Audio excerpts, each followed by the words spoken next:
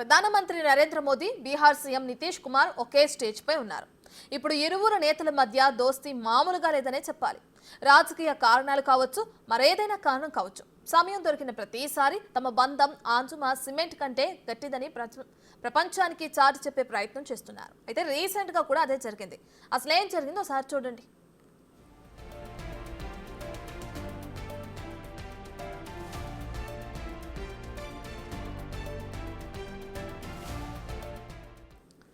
బీహార్లోని దర్భంగాలో జరిగిన ఈవెంట్లో ప్రధాని మోదీ, నితీష్ కుమార్ కలిసి పాల్గొన్నారు.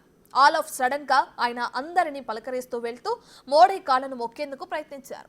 ఈ విషయం గమనించిన మోడీ వెంటనే ఆయనను అడ్డుకున్నారు. ఇప్పుడు దీనికి సంబంధించిన వీడియో వైరల్ గా మారింది.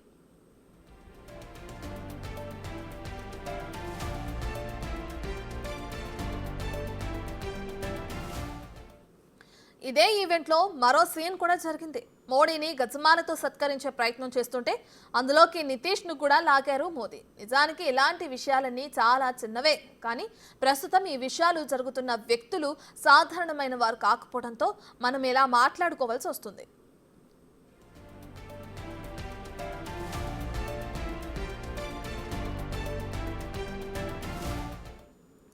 ఇప్పుడే కాదు, గతంలో కూడా నితీష్ కుమార్ ఇలాంటి పనులు చేశారు. ఒకసారి పార్లమెంట్ సెంట్రల్ హాల్లో మోడీ కాళ్లను మొక్కేందుకు ప్రయత్నించారు.